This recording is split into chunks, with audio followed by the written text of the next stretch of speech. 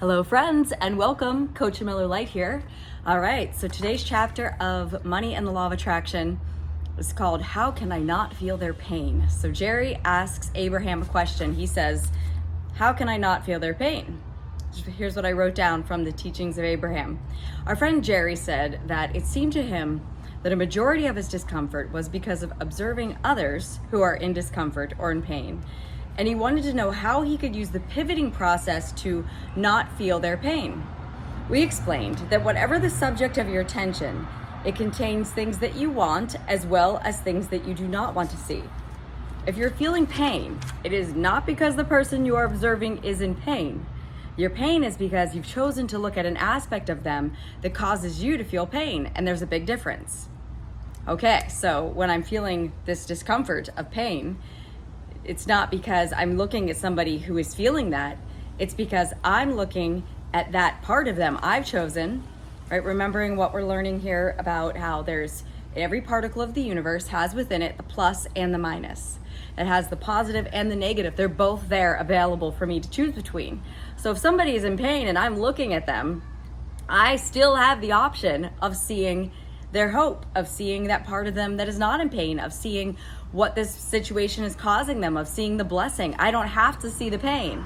And if I feel pain when I look at them, it's not because they're in that. It's because I'm choosing to look at that part of them. And so my guidance system, my emotional guidance system is alerting me through what I'm calling pain, the negative emotion, is alerting me that I'm now off track. I'm not seeing this person through the eyes of source. I'm not seeing their advantage. I'm seeing their disadvantage. I'm not seeing the plus. I'm seeing the minus.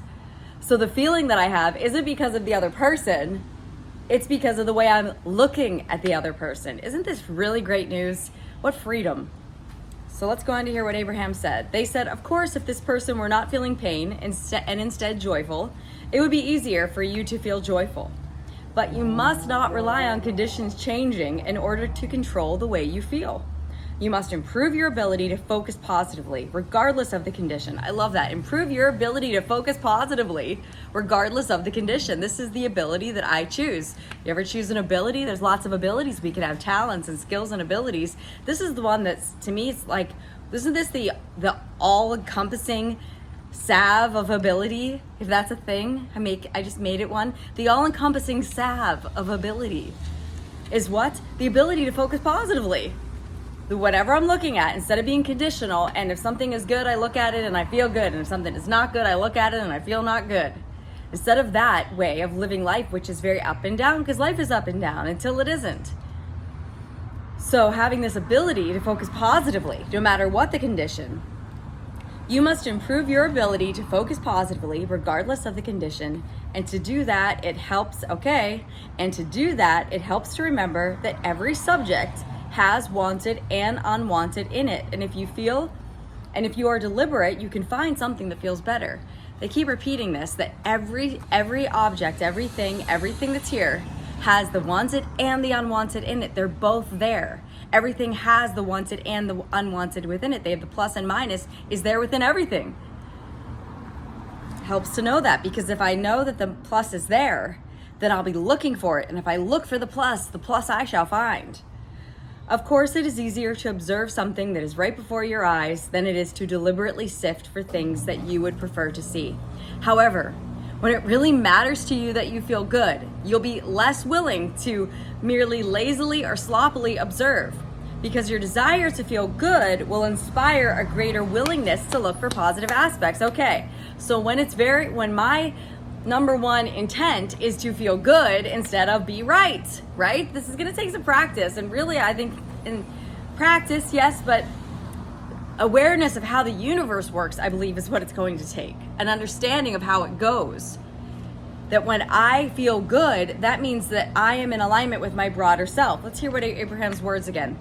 When it really matters to you that you feel good, you'll be less willing to merely lazily or sloppily observe, right? I don't want to be a lazy, sloppy observer. Doesn't sound appealing at all. To just lazily, sloppily observe, look around life, and whatever's there, I'm looking at it, commenting on it, giving my take on it, not understanding that law of attraction is responding, and whatever I'm looking at, I'm going to get more of.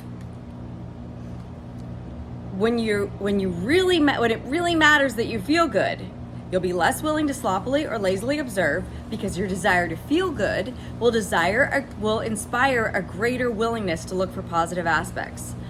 Also, the more you look for positive things to focus upon, the more those kinds of good feeling things the law of attraction will bring to you. Really great to know. The more you look for positive things, the more positive things law of attraction will bring.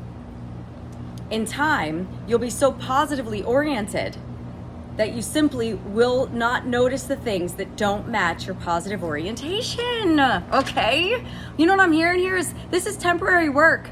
It can seem like a lot, but really it's a lot not to do it. It's a lot to sloppily, lazily observe my reality, because when I sloppily, lazily observe, what happens? Whatever I'm focused upon, I receive in the future, right? So what is my current reality? Let's get to that here before we finish up. Current reality, currently a theory, what I'm coming to understand is my current reality is a conglomeration of my past vibration, my past thoughts. So the current is actually the past, that it takes time to get to me. It takes time for this process of creation. We're here in time. We're here in time.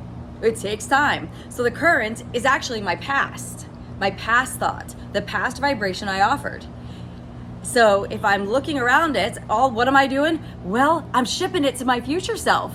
That whatever I'm giving my attention to in the moment is shipping to my future self, just like my current reality is what my past self shipped me by giving her attention to it. And the person who has control, the person who can step in and take the baton and run and looking for positive aspects is current girl. This girl right here. This girl. She's the one who's got the chance to stop sloppily, lazily observing. And what will keep me from doing that is an understanding of this whole thing right here. An understanding that my current reality is from my past observation, my past imagination, my past vibration that I offered from the thoughts I thought, the words I said, the attitude I had, the attitude I carried through life. And my future is being created right now by this girl right here. She has the chance to do what? To stop sloppily, lazily observing, get in the game, and understand that everything has within it, even what appears the worst of situations, has within it something positive. It has to be here. It's part of this realm that we are in. There's positive and there's negative, and they're both there pulsing for me to choose between. And as I choose the positive, it's going to become easier to choose the positive aspects, because more positive aspects are going to show themselves to me, because I'm priming the positive pump. And so what am I going to get? More positive aspects. Until in time, my life will be so filled with positive aspects. But until that point, I've got to do the work, and nobody can do it for me. And if I don't do it, well, then the creation machine is still working.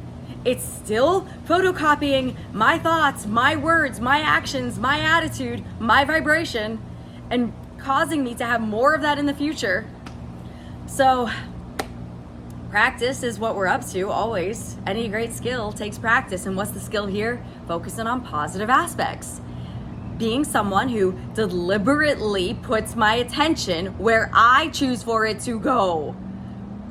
You know, there's this great understanding that I'm coming to about my thoughts, and that there's a stream of thought.